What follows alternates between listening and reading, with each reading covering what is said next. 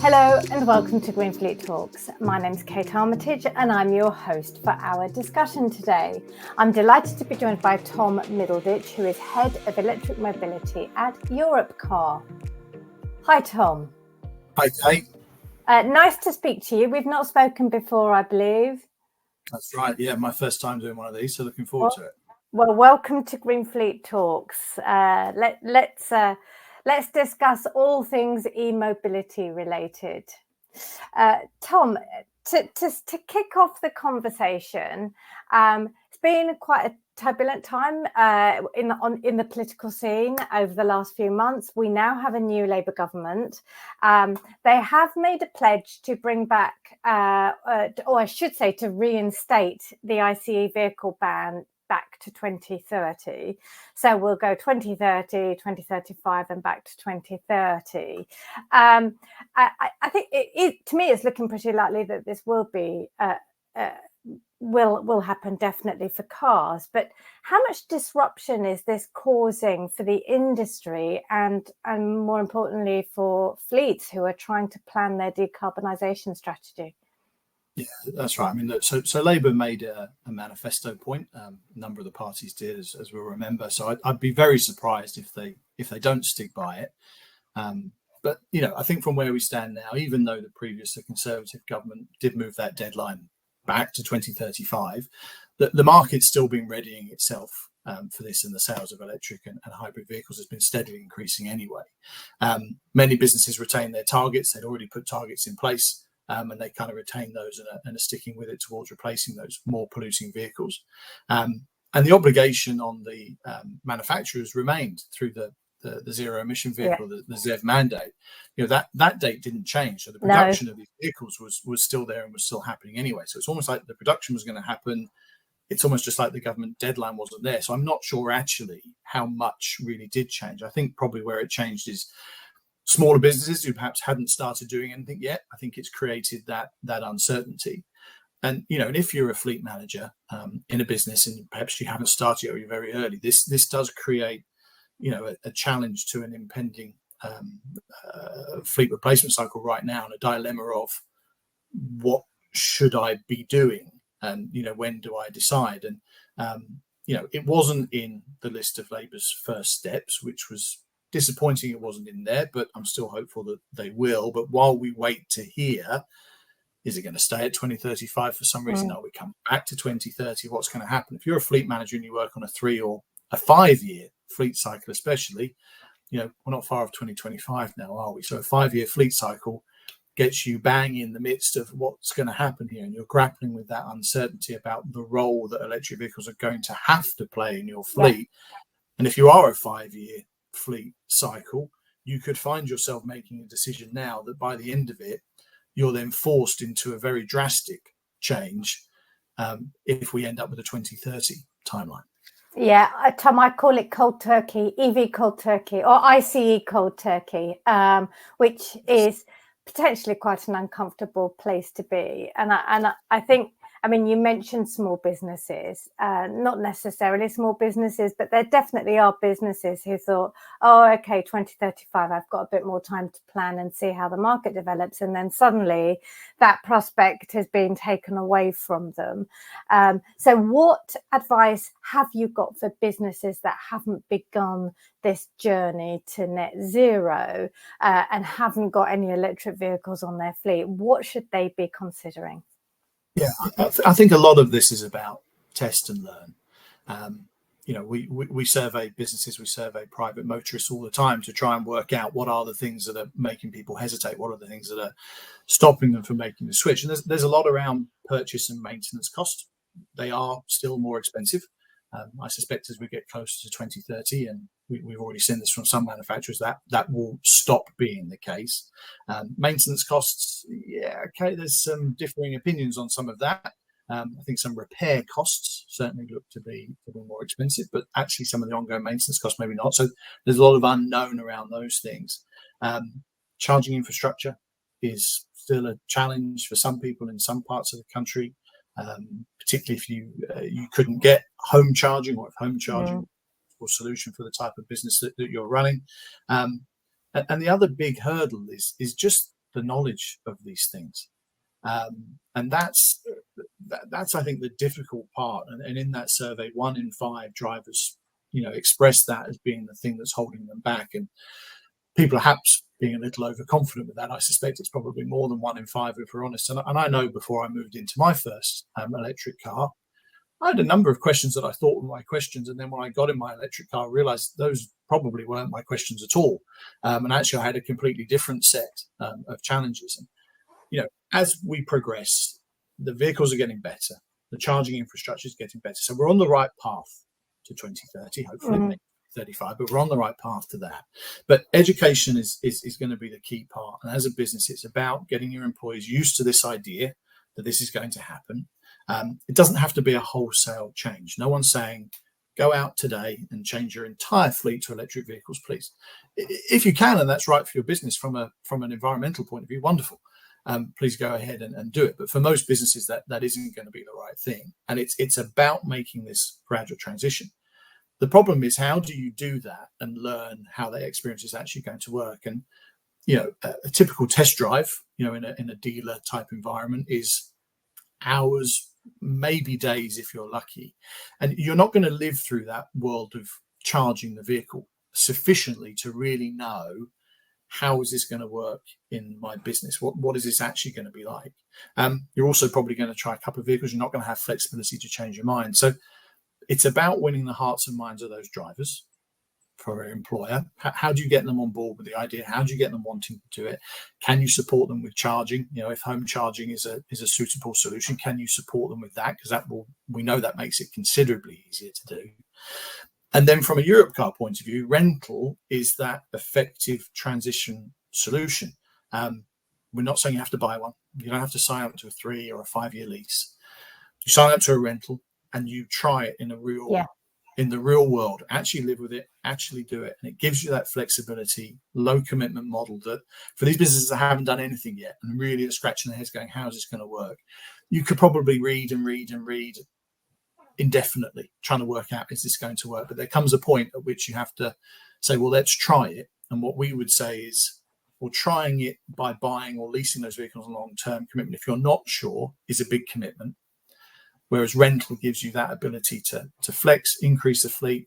This vehicle doesn't work, I'm going to try a different one. It doesn't work with that driver in that part of the country, but it might work with that driver somewhere else.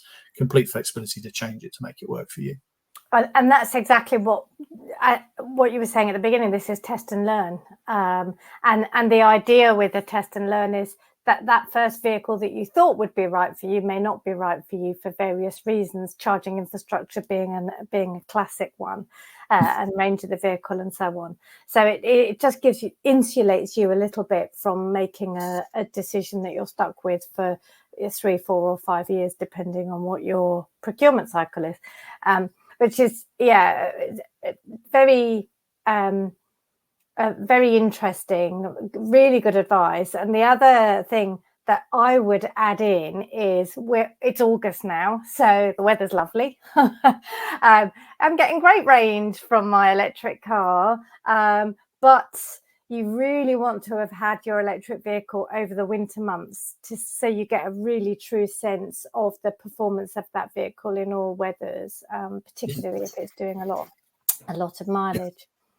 So that's true. And I think the other thing is the technology is progressing at a rate that for the development that's happened in the motor industry over the last 50 years compared to probably the last 5 or 10 is considerable. So do you want to, if you're going to commit to vehicles and purchase them, perhaps, maybe you purchase them every 5 years, the technology today versus the technology I expect we'll have in 5 years' time is also considerably different. So there's another angle to flexibility there of, do you want to commit to what that vehicle specifically does, or do you just want to commit to the principle of having electric vehicles and then have the ability to say, actually, I'd like to move on from this to something else? Rental lets you do that. And we've seen, if I think about 5 years ago to today, how much the vehicle technology has come on, and there are some fabulous long range vehicles, but they are all mostly luxury Absolutely. So it would be nice to see some smaller vehicles with that kind of range as well, which I'm sure will happen within the next 5 years. Great. So, Tom, we've talked about the ICE ban, and we have heard verbally from DFT and OZEV that cars are in scope of that. We still have less clarity over what's happening with vans. And I would say that vans are, they've just been they're on a slower take up. There's still a lot of challenges and teething problems with vans. What are the solutions that you're looking for, and when do you think that van market's going to take off? Yeah, look, it's definitely a different set of challenges than it is to cars.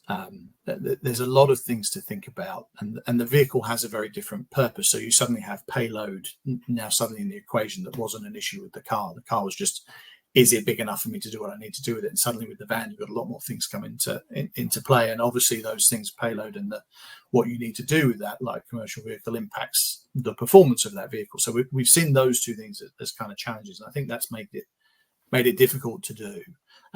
There is less choice currently in that van space in terms of the range of electric vehicles. We know that's changing. So that's, again, we're on that right path. The manufacturers are doing all the things we want them to do in terms of bringing more and increasing the range and making that more possible. And our vans and trucks team are working with customers to find the right places within their fleet when an electric vehicle can work. And we often kind of lose sight, I think, a little bit of the reason why we're doing this. That sort of doesn't seem to be as big a part of the conversation anymore. That there is a purpose to making this change to these electric vehicles. We're trying to improve the environment and trying to hit some sustainability targets. We kind of forget that. So there is a little bit, and I hope there is a little bit, that everybody feels some responsibility of, well, I want to make this change, and that change isn't necessarily going to be the smoothest thing in the world, but there is a big benefit that, okay, might not be on the bottom line of a business, but it's hopefully something that everybody wants to do. And we do know from other research we've done that employees want their employer to be doing these things and making this transition. So our team are working closely. And look, we've progressed faster on the electric cars than we have on the electric vans, just like everybody else. But it's the same as we were talking about before. It's starting to work out where it's going to work and where you can try it. So we've got some Mercedes-Benz e-Vitos on our fleet now. We've located them in the parts of the country near clean air zones and ultra low emission zones, because then there's a tangible business benefit of saying, well, actually, if I use this vehicle in this area, I've got a very tangible cost benefit that I can kind of see. And I think that's kind of similar to what we were saying before. It doesn't have to be an everything now solution. So as a business and as a fleet manager, find the parts of your business or where this can work, where the range of the vehicles, the distance they can travel, is suitable for the task in hand at the moment. We'll continue to expand that light commercial fleet, that van offering, and we'll probably talk about the EV rally in a minute. But we had a smaller Renault Kangoo van on that rally, and we made a plan this year with the rally we would drive vehicles which we either had or were going to have on our fleet. So we will be very soon, within the coming months, starting to add that smaller van to our fleet as well. And we're talking with customers now about where will this be suitable, where will this help you. And our conversations that we have with customers are a bit like the ZEV mandate conversations that an OEM has with us, which is, you want this many vehicles, could this proportion of them be suitable to be electric? We're also, as a business, involved in the BVRLA van plan.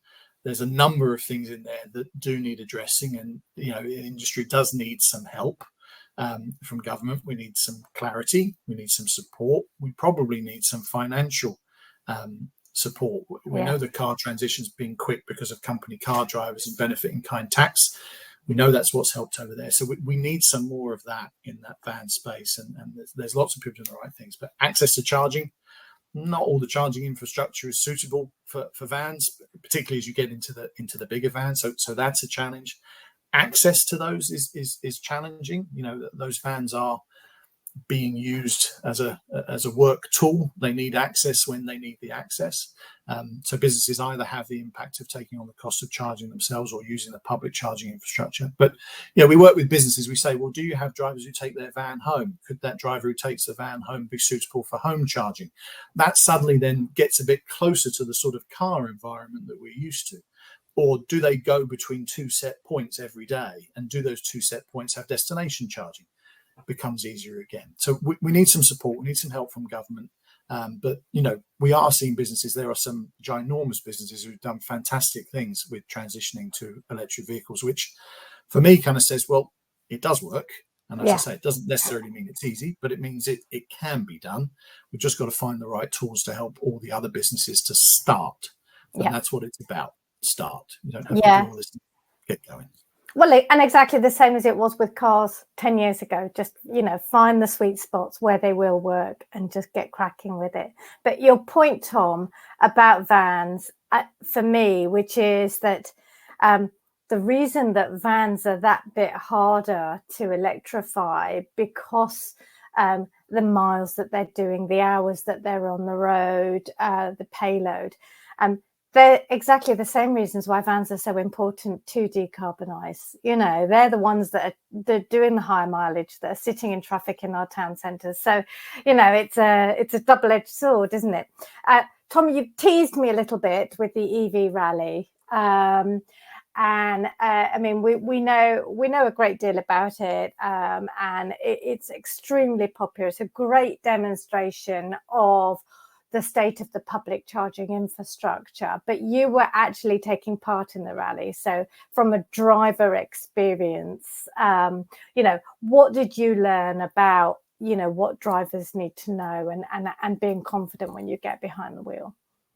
Yeah, so absolutely. I mean, it's a great event that is put on, and a number of teams involved. We've done it. It's the second year we've taken part, and that recent experience from that combined with the experience from last year, and we did come into it slightly differently, but what we were really looking at this year is what are those changes that you can make in your driver behavior, and what implication does that really have? So we were trying to look at what simple changes you can have. So we're not talking about trying to break world records or trying to push these vehicles to their absolute maximum, but as a normal person getting into a vehicle and driving it, what are the things that you can do? And the interesting thing with these is these aren't EV things. These are driving efficiency things. They're the same as they've always been in ICE vehicles. They're not. I'm going to say a couple of things that they're not particularly new, but I think because of the technology that sits within electric vehicles, even in the lower price point electric vehicles, that information is very readily available to you.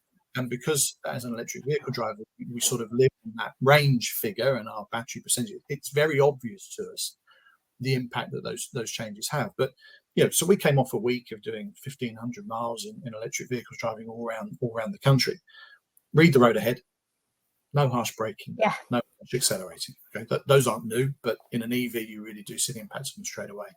And the other one, the real one that stood out to us, was actually how much impact just using the tools that are in the vehicles have. So put them into eco mode, and the impact that has is very noticeable. And there was real value also to the energy recovery that we managed to have. So Webfleet, one of the teams and the partners of the rally, we had some of their technology in some of our vehicles, and that enabled us to measure kind of best versus worst days in terms of that regeneration that you get with an electric vehicle. And we wanted to work out what does that really kind of mean. And if we took that best day and that worst day, we had a 5.8 kilowatt hour difference. That doesn't sound like a huge amount, but we took that and we said, well, if you were doing that every day, a working year, and you were doing that every day, and every day through not changing your behavior, that's what you lost out on or benefited from, whichever way you want to look through it. And we said, well, you're going to have to replace that energy, and you're going to have to replace it with public rapid charging because you're working, so you've got to get on with it. It's more than £1,000 a year saved or not spent, depending on which way you want to look at it, but it's £1,000 a year. So if you've got a fleet of a number of drivers, that education of how to drive sustainably does actually start to have a real tangible difference. And that would have been the same in an ICE vehicle. I'm not sure anyone would have noticed, or we wouldn't have worried about it so much because of the speed of refueling an ICE vehicle. Once you're now an electric vehicle, it does have more of an impact, but it just goes to show that. And we saw that experience through the week. The other thing was that WLTP, so the measure, the tests that the manufacturers do to tell us the range of these vehicles. I've always been a little bit of the belief that it was a fantasy. I will say we did manage to achieve it in all of the vehicles that we were in through the week. So all vehicles that are available on the Europcar fleet, we did manage to achieve it. But I'll be the first to say that is not how I would normally drive. Yeah. So there is this real difference. And Kate, mentioned it earlier with winter as well. We were in the middle of summer, so we've got that other element to it here as well. But there's a difference between the WLTP test and the real range really doing this. What is it going to do? But that's, again, where education on how these vehicles work and what those numbers mean, what do all those things actually mean, is so important. And also that flexibility to be able to change what you think right now is what you want and need is so important, because the driver behavior might change. As you mentioned, seasonality. If you're in certain parts of our country, I know we're not particularly huge climate divide between north and south, but there is some. Yeah. There may be parts of the country where you're getting better performance from that vehicle. And I think that's what, in 5 days we learned that. Imagine how much you learn once you start actually having these vehicles on your fleet and they're being driven daily. Yeah. So I think the EV Rally is a really valuable opportunity for people to test cars. And, that's just our team. There'll be findings from all the teams, I'm sure, that are very similar. But, we just sort of said small changes in behavior can make a big impact. Use the tools that the vehicle has. There is a value to that regenerative braking and regaining that energy in the vehicle, and it really does make a difference. But testing, learning, and trying these is the way to find that out. And rental will give you that flexibility in your business to do that without having to make some quite big commitments when it comes to a long-term lease or purchasing these vehicles. Great. Well, thank you, Tom. I mean, I completely agree with you that a lot of the energy efficiency that comes with driving an EV actually applies to an ICE vehicle as well. But somehow you hit the nail on the head when you get into an electric vehicle. The tools and the displays in the vehicle are much more focused on making you aware of how efficient you're driving. And you mentioned, obviously, the cost aspect to that. If you have an unplanned rapid charge on the public charging network, and also the time element, this could be the difference between you getting home at 6 o'clock at night and getting home at 6:30 at night. Great experience, and really this should be seen as an opportunity to educate your drivers and get them more aware. Tom, thank you very much for your time. It has been a pleasure talking to you. Thanks, Dave. And thank you, of course, to Europcar for joining GreenFleet Talks. That is about all we've got time for. Thank you for watching. Please tune in to GF365 again soon.